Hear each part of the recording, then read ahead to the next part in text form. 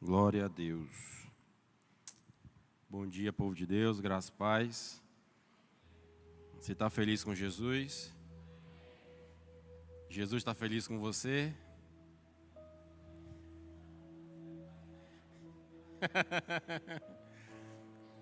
Deus é bom. Que alegria conhecê-los, que alegria servir vocês de perto. A gente só se conhecia pelo YouTube e através da vida do apóstolo. A gente comentava ontem pela manhã, no final daquela reunião. Parece que a gente está em casa. E acredite, não é pela estrutura muito bonita que vocês têm, mas é pela mensagem que vocês acreditam e carregam. Glória a Deus sempre. Que bom ver uma igreja que confia no Evangelho, que depende dele para ser uma igreja. Que bom ver uma igreja que depende do Evangelho para ser uma igreja. Deus seja louvado no meio de vocês. Eu queria convidar você a abrir sua Bíblia comigo. Evangelho de Jesus, segundo o nosso irmão Lucas, capítulo 2, versos 25 a 33.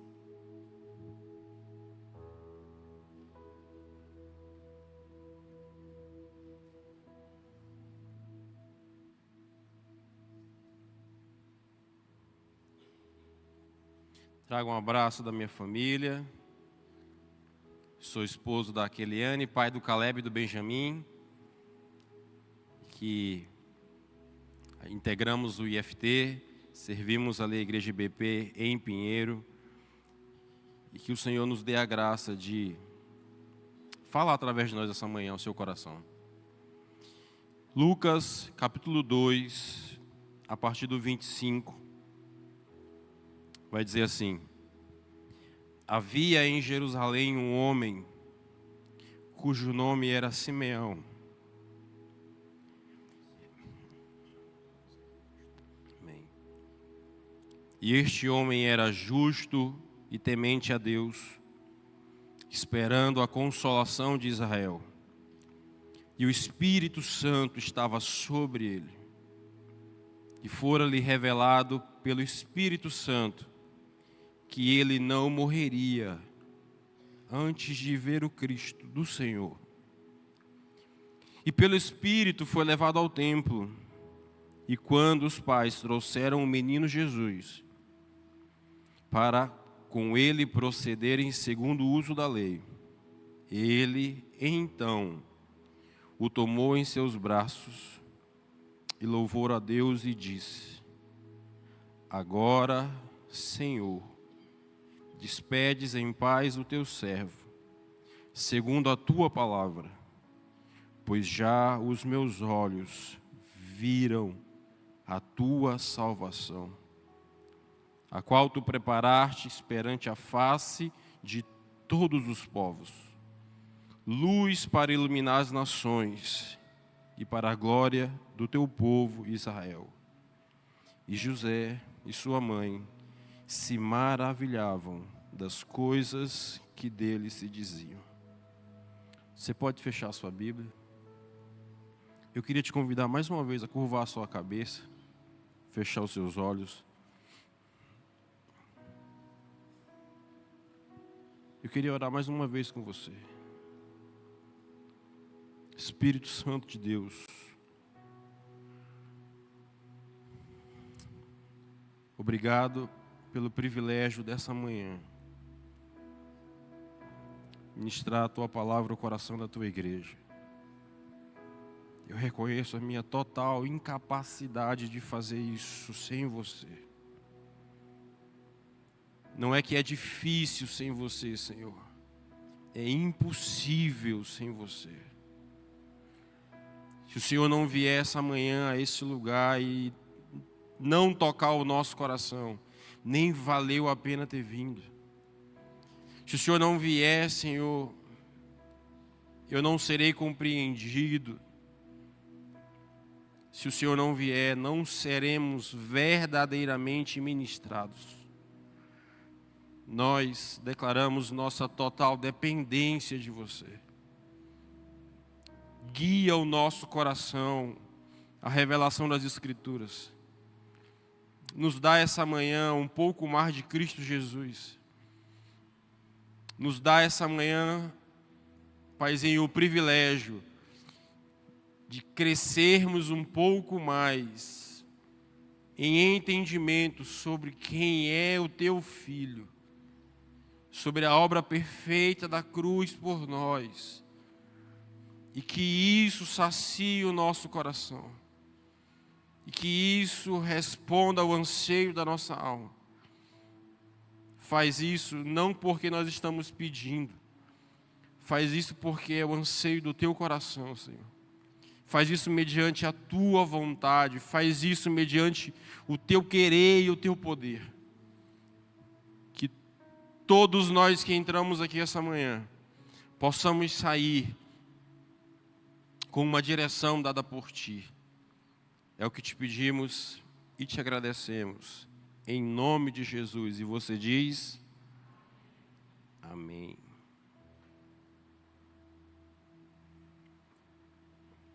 Queridos,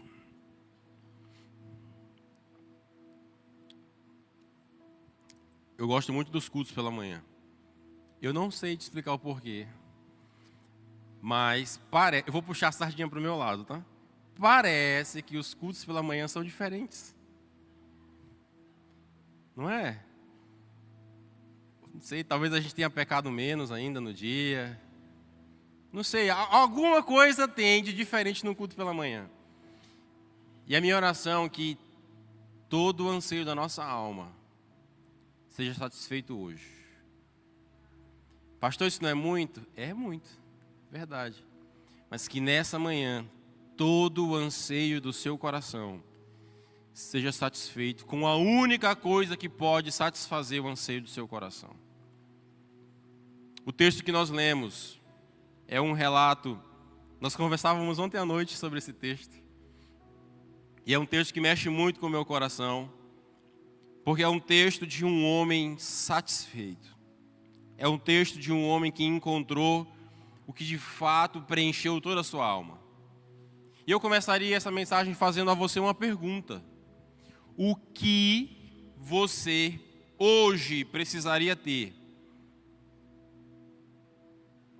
Que coisa, que pessoa, que lugar, que comida, que presente, o que você gostaria de ter ou receber essa manhã? Se Deus chegasse para você e falasse assim: Eliatan, me pede o que você quiser, que essa manhã eu vou te dar. Que coisa seria essa que você pediria para Deus e gostaria de receber da parte dele, que te daria um senso de satisfação incrível? O que você hoje gostaria de receber de Deus, que depois disso você não precisaria de mais nada? O que talvez lhe falte, se Deus lhe desse, você seria uma pessoa plenamente resolvida.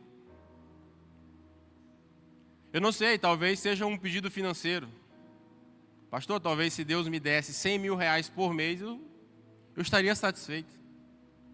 Pastor, talvez um veículo dos meus sonhos, a casa dos meus sonhos. Ou talvez uma família. Pastor, meu sonho é casar, meu sonho é ter filhos. Ou talvez seu sonho seja alguma ambição, e digo ambição no bom sentido da palavra, ministerial. Não sei, que coisa, em que categoria você gostaria de ter essa manhã, que se Deus te desse, você diria assim: sabe quando você come depois do almoço? Eu estou cheio. Chega, não aguento mais. A minha alma está satisfeita. Que coisa seria essa que nós pediríamos ao Senhor? Com certeza pediríamos coisas diferentes. Talvez o que é valor para você não seja para mim. Mas eu queria começar provocando você com essa pergunta: o que você gostaria de receber que tem o poder de satisfazer você plenamente? O texto que nós lemos é um relato de um homem satisfeito.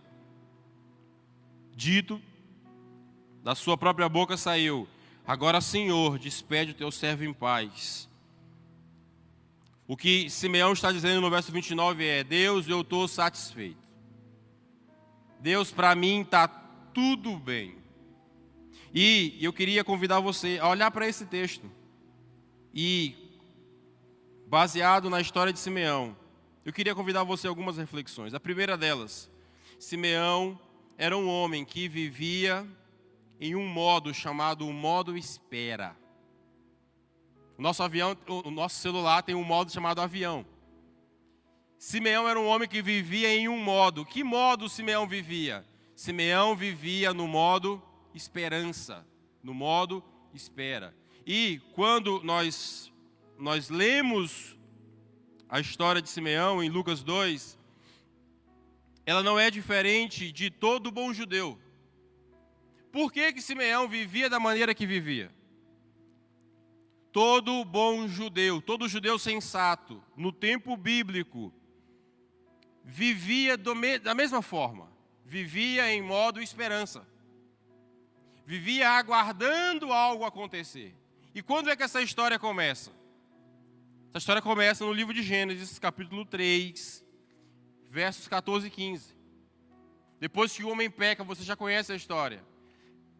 Deus faz uma promessa. Deus chama a serpente, Deus chama Adão e Eva, e no para acertar com eles, Deus dá uma palavra para cada um.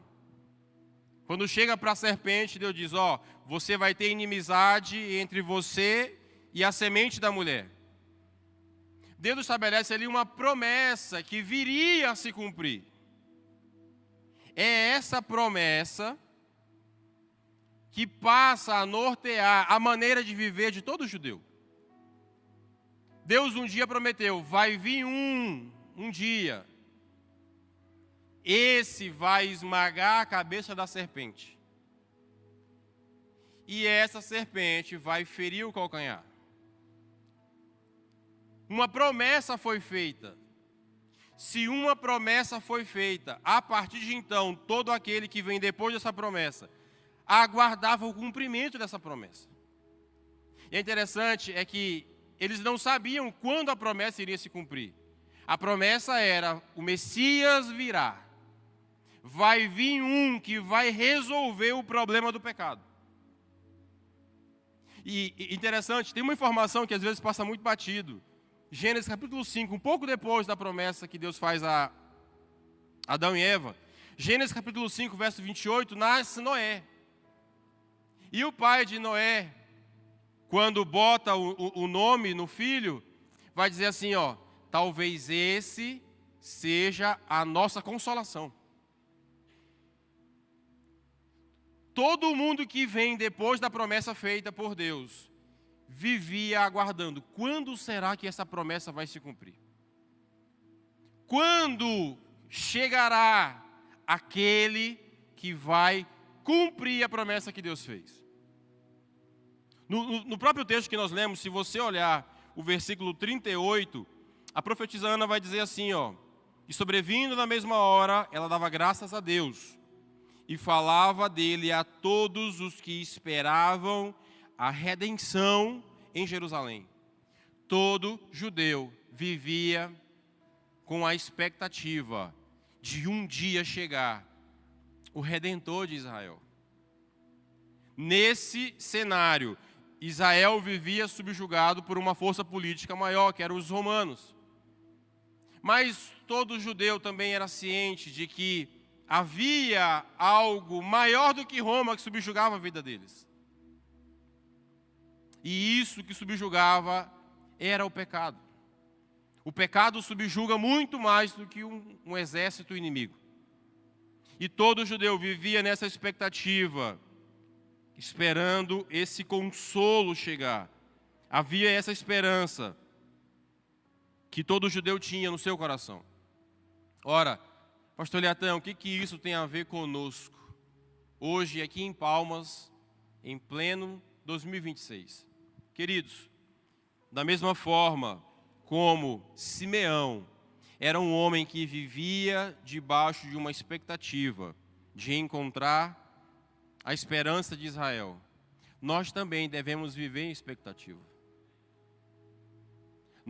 eu e você, essa manhã, se não estamos, devemos estar vivendo com a mesma expectativa no nosso coração.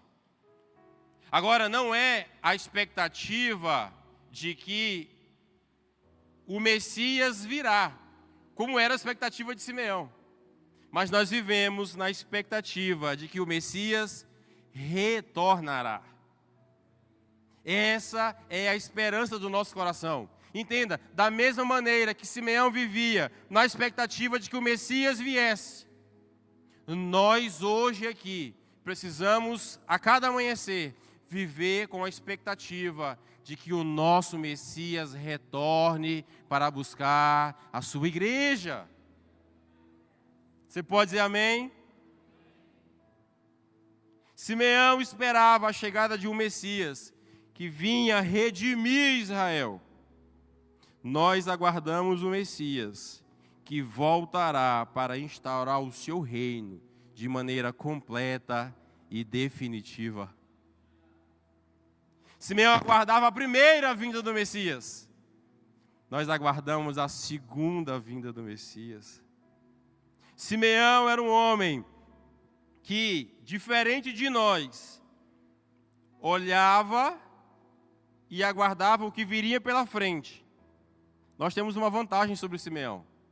É que nós podemos olhar para trás e ver que em 2000 anos de história, metade da história já se cumpriu. Hoje nós olhamos para trás e dizemos, ele já veio uma vez. E agora ele retornará para buscar a mim e a você, para estarmos com eles, com ele nas bodas do Cordeiro. Essa era a expectativa de Simeão. Essa é a expectativa hoje do nosso coração.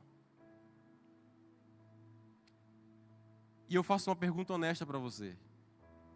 Quanto de você aguarda a volta de Jesus Cristo? Quanto de nós? Porque às vezes eu olho para o meu coração e sou muito honesto. Apenas parte de mim, e uma pequena parte de mim, está preocupado com o retorno de Jesus. Por vezes eu olho para o meu coração, a gente está tão atarefado, inclusive com demandas ministeriais, apóstolo, que a gente esquece que existe uma esperança que nos mantém vivos. Quantos de nós ainda aguardamos Jesus retornar para nos buscar? Queridos, eu fico imaginando, talvez, como é que Simeão ia para um culto. Como que Simeão era se arrumando para vir para a igreja? Ele recebeu uma promessa. A promessa é que ele veria o Cristo antes de morrer. Eu imagino Simeão um velhinho, já idoso, experiente, uma barba branca, comprida, se arrumando para ir para o culto e, na minha cabeça, Simeão tem um diálogo consigo mesmo. Será que é hoje que vai se cumprir aquilo que Deus me prometeu? Será que é hoje, nesse culto, que eu vou ver a Cristo? Será que é nesse sábado pela manhã que você vai encontrar um pouco mais de Cristo? Cada culto não é só um culto. Cada culto é um momento especial para que você e eu possamos crescer na revelação de Jesus Cristo. Já pensou se você, ao entrar nesse culto com a expectativa de encontrar a Cristo, saísse daqui hoje não desejando nada mais do que a pessoa de Jesus Cristo? Como seria você se nesse culto Cristo fosse dado a você, como Ele foi dado a alguns homens na Bíblia? Como seria o seu coração se os seus olhos fossem abertos e você contemplasse a Cristo como Simeão viu?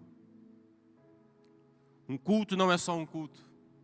Um culto é uma oportunidade onde Deus nos encontra e pode revelar Cristo ao nosso coração.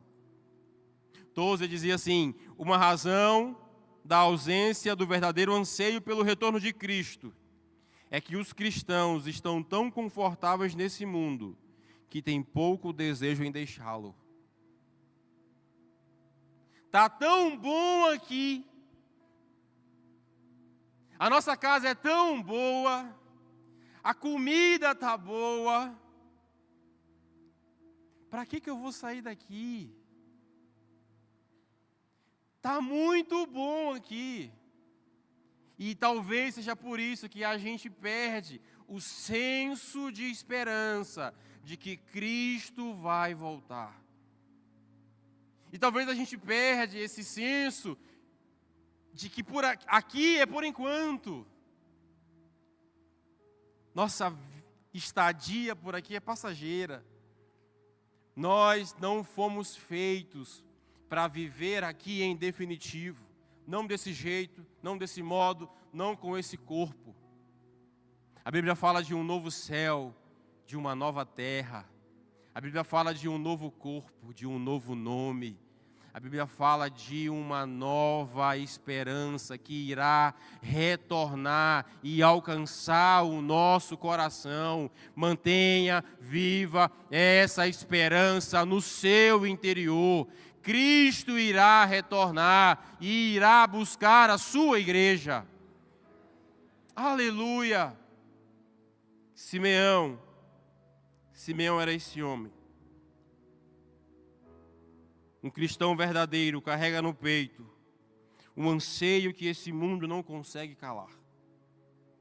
Uma sede que só o Deus vivo pode saciar. O nosso coração limitado clama por um amor infinito.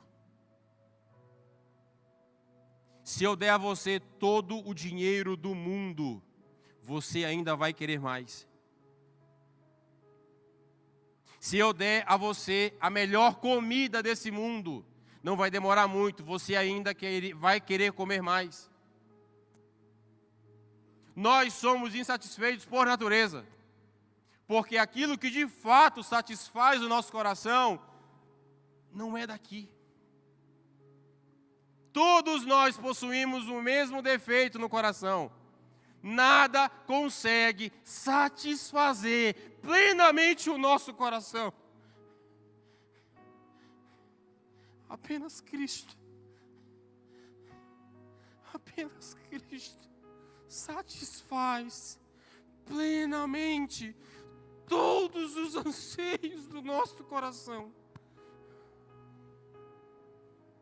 De muitas mulheres eu escuto: o meu sonho é ser mãe. Existe o anseio maior do que o de ser mãe. Boa parte dos homens quer ser pai ou quer ser bem-sucedido financeiramente. Existe um anseio maior que esse no nosso coração. É um anseio por Cristo. E às vezes, Bispo Brande, o que nos diferencia é que só queremos encontrar caminhos diferentes para saciar o mesmo anseio. Todo homem na porta de um bar, todo homem dentro de um culto quer a mesma coisa. Ele quer Cristo, ele quer Deus. Ele quer a alma dele satisfeita. A diferença é que um vai usar a cocaína para isso. Um vai usar o álcool para isso. Nós estamos aqui essa manhã, debaixo da misericórdia de Deus, clamando: Espírito Santo, sacia o nosso coração com Cristo. Nos dê essa manhã Cristo. Você pode levantar suas mãos ao Senhor e pedir isso a Ele mais uma vez. Senhor, nos dê Cristo. Sacia o meu coração com Cristo. A minha alma deseja Cristo. Meu interior inteiro clama por Cristo. Glória a Deus. Se Cristo um dia prometeu que iria retornar, eu aguardo ansiosamente por esse dia.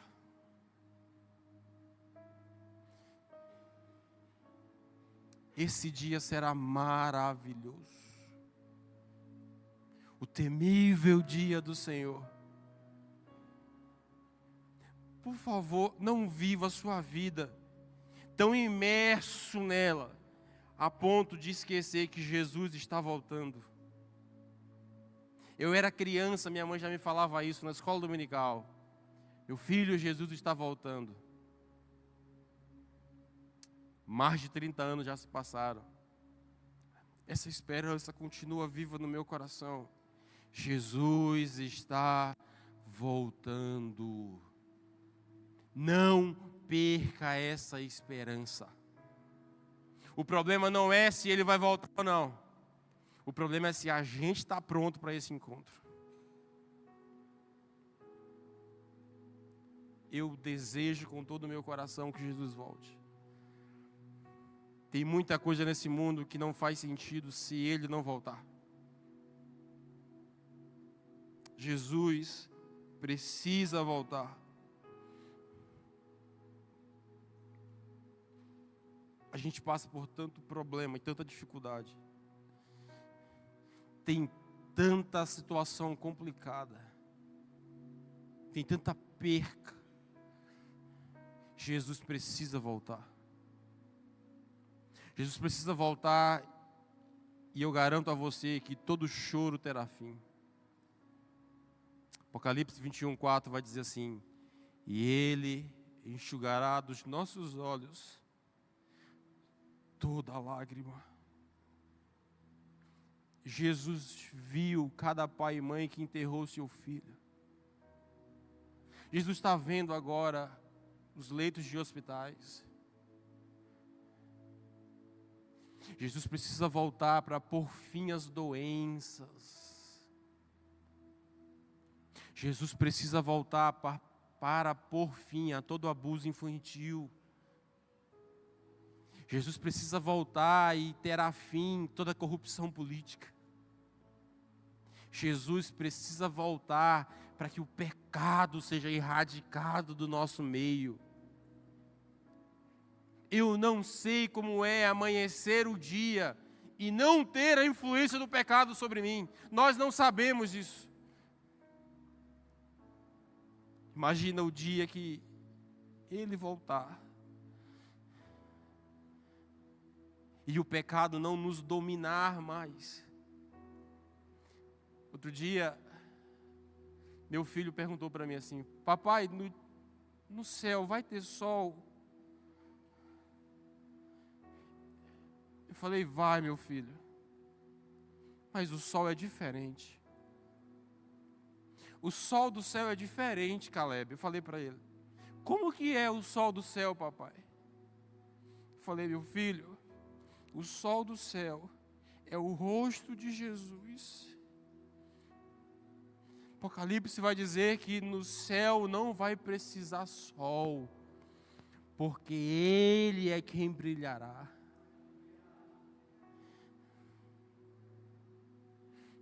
Não perca a esperança no retorno de Jesus. Não perca a esperança no retorno do nosso Senhor. Eu lembro de uma canção do Alessandro. Maranata, você conhece essa canção? Eu não sei cantar direito.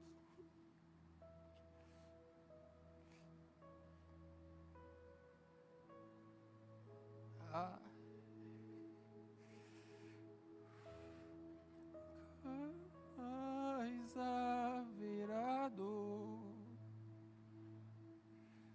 pois no trono Ele está. Nunca mais, nunca mais, nunca.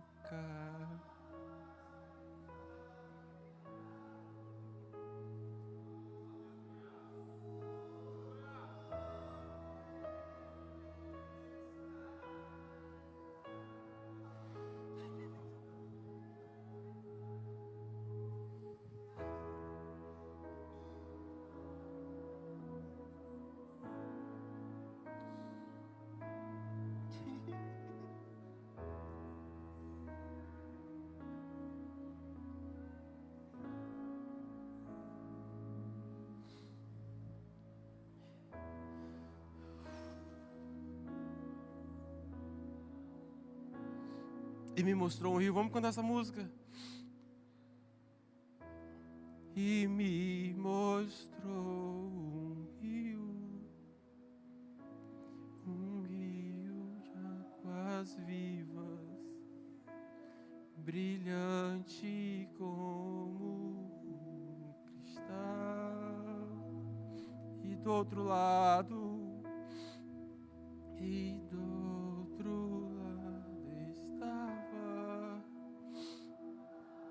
florida vida, sendo cura pro seu povo.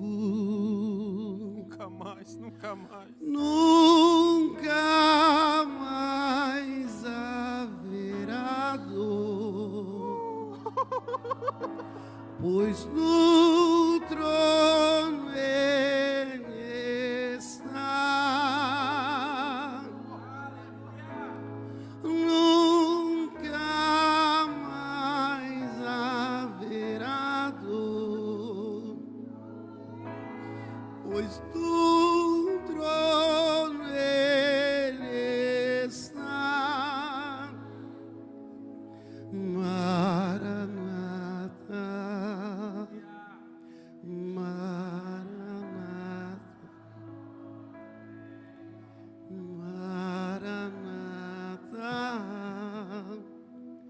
Maranata, ora vem. Você pode aplaudir o Senhor. Aguarde isso. Não perca essa esperança. Aleluia. Aleluia. Olhe comigo para o verso 26, por favor. Verso 26 vai dizer algo interessante. E fora-lhe revelado pelo Espírito Santo que ele não morreria antes de ter visto o Cristo do Senhor. E fora-lhe revelado pelo Espírito Santo que ele não morreria antes de ter visto o Cristo do Senhor. O verso 26 é interessante porque aqui nós temos um jogo de palavras que no português não aparece. No português, melhor dito, seria que Simeão não veria a morte sem antes ver a Cristo. O tradutor parece perder um pouco do sentido original. Então o que o Espírito Santo disse para Simeão? Simeão, você primeiro vai ver a Cristo, depois você vai ver a morte. Olha que interessante. Imagina você ouvindo isso do Espírito Santo. Talvez até um susto passaria por ele. Porque o que o Espírito Santo está garantindo é duas coisas.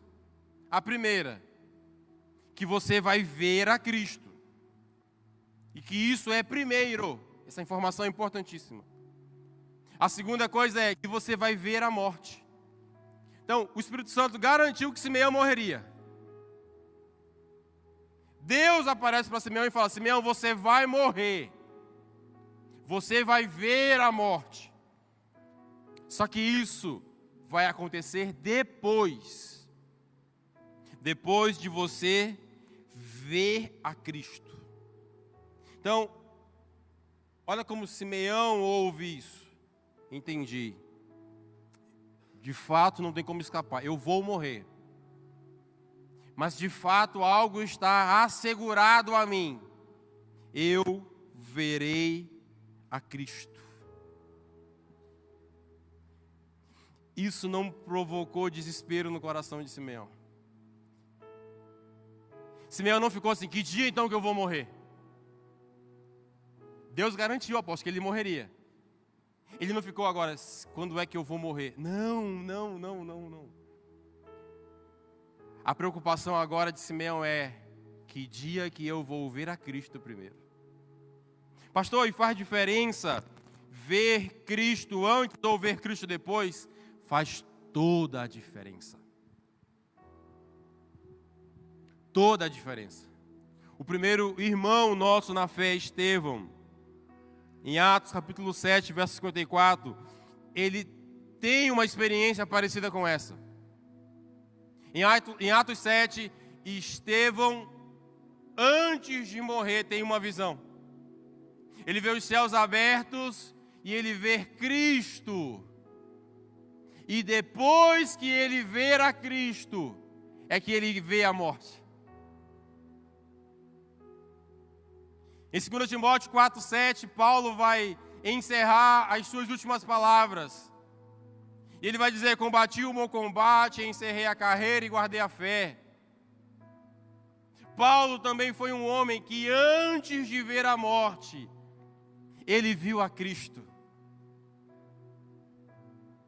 Ver a morte, todos em 100 anos iremos ver. Daqui 100 anos, nenhum de nós estará mais aqui. A morte é certa para todos nós. O problema não é ver a morte. O problema é não ver a Cristo antes de ver a morte.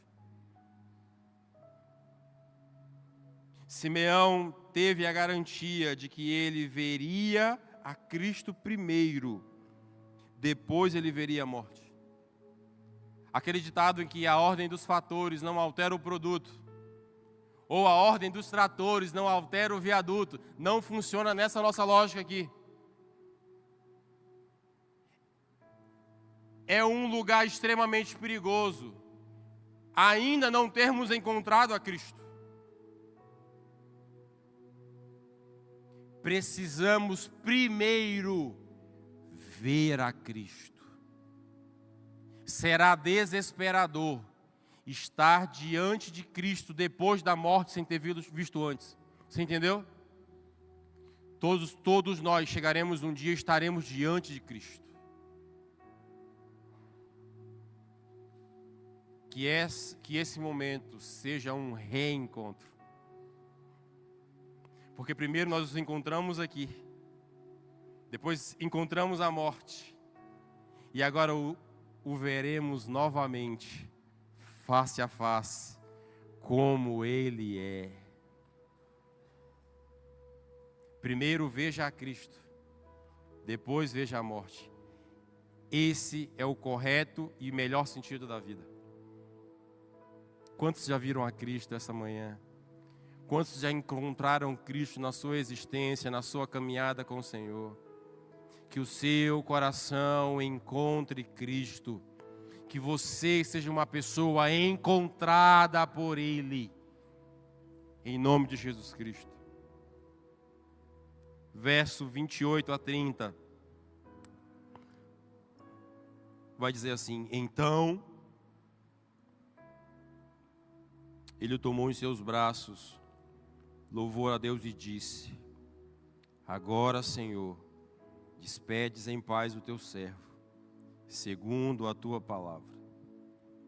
Pois já os meus olhos viram a tua salvação. Pode deixar esse texto aqui, por favor. Nós vamos encerrar com esse texto aí. Eu queria ser uma mosca branca na pontinha do cabelo de Simeão, apóstolo, para ver o que ele viu.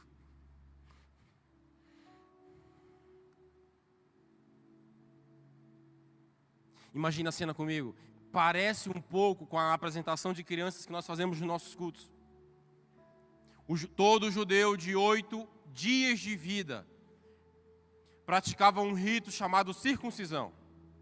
Hoje é um nome bonito chamado postectomia.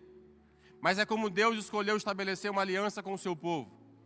Todo judeu macho de 8 dias passava por esse rito chamado circuncisão.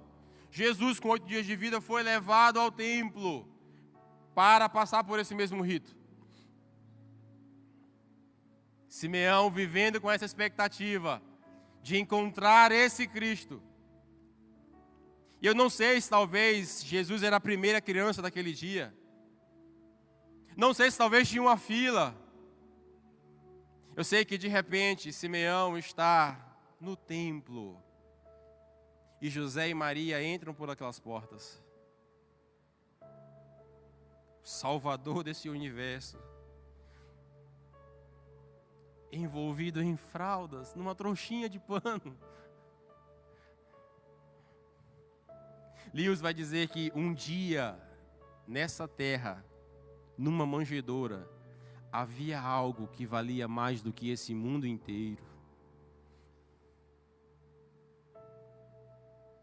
Maria entrega aquele bebezinho. Eu já tive um filho de 8 dias de vida. Você que é pai e mãe sabe do que eu estou falando. É muito pequenininho. A mãozinha é pequenininha, o pé é pequenininho. 8 dias de vida. Maria chega com Jesus no braço e entrega para Simeão. Eu não sei te dizer em que momento aconteceu. Mas em determinado momento aconteceu. Eu gosto como o pastor Ribinha conta essa história, e conta melhor que eu. É como se Deus dissesse para Simeão: Simeão, é Ele. É Ele, Simeão. É como se o Espírito Santo soprasse no ouvido de Simeão: Simeão, essa é a esperança que eu te prometi. Ei, Simeão, esse aí nos seus braços é o Salvador do mundo. E é como se Deus tivesse dado para Simeão, por alguns milésimos de segundo, os olhos da eternidade. É como se por algum momento Simeão tivesse recebido a bênção de olhar para Cristo como os anjos olham no céu. Sabe o fascínio que a gente persegue e ainda não alcançou? Simeão foi preenchido com esse fascínio. De repente ele olha para aquele bebê e o seu interior é plenamente satisfeito. De repente ele olha para aquela tronchinha e a sua alma foi inteiramente preenchida com um senso de satisfação que só o Cristo poderia fazer. Pastor, me prova isso. Olha o que ele mesmo diz. Verso 29. Agora, Senhor, despedes em paz o teu servo segundo a tua palavra. O que ele está dizendo é, em palavras bonitas: eu posso morrer. Para mim chega. Eu vi tudo o que tinha para ver. Eu toquei no que tinha de mais precioso para tocar. Eu tive comigo o que era de mais precioso para eu ter. Eu vi a Cristo.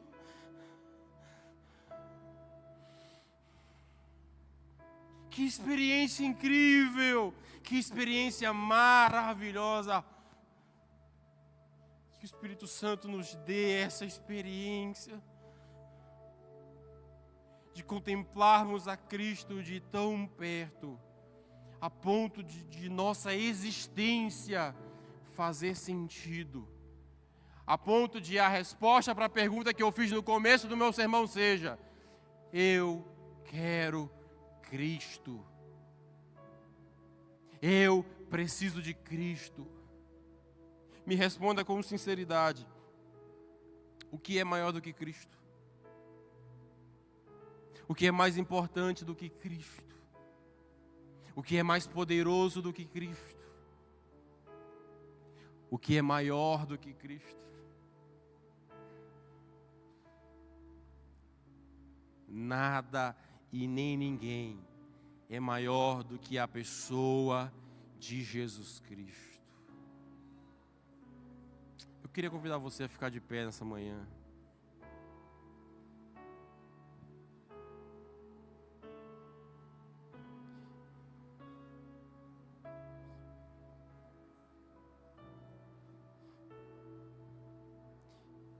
Simeão estava plenamente satisfeito. Simeão estava plenamente realizado, porque entendeu que não havia nada mais belo para ser visto, Não havia nada mais importante para ser dito. Não havia nada mais precioso para ser adquirido. Nada. Simeão entendeu que a promessa que o Espírito Santo fez a ele, naquele dia, aquela promessa estava se cumprindo. E a única resposta de Simeão é: eu estou plenamente satisfeito. Eu não preciso de mais nada.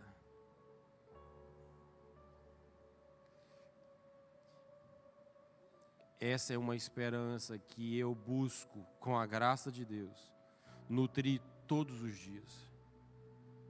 Enquanto vivermos aqui, estaremos nesse dilema de já e ainda não. A gente quer Deus, mas ainda a gente não tem Deus em totalidade. Nós desejamos esse mesmo Cristo, mas o pecado ainda nos puxa. É como se nós vivêssemos numa tensão o tempo todo. Eu amo a Cristo, mas eu não tenho Cristo em plenitude.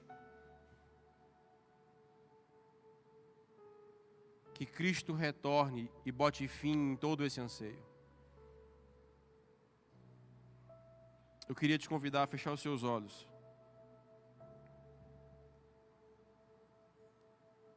Eu queria te desafiar a fazer apenas uma oração essa manhã. Clame por Cristo. Eu queria te deixar à vontade, pastor, eu queria sentar, sente, eu queria me jogar no chão, se jogue. Eu queria que enquanto nós louvamos ao Senhor juntos, eu queria que você usasse os minutos dessa mensagem, desse louvor, para que nós possamos clamar essa manhã: Espírito Santo, me dá a experiência que o Senhor deu para Simeão. Quem Abraão viu, quem Paulo viu, quem Estevão viu, quem Davi viu. Vamos clamar juntos essa manhã isso. Ansiamos pelo Cordeiro, queremos a Cristo. Clame ao Senhor isso.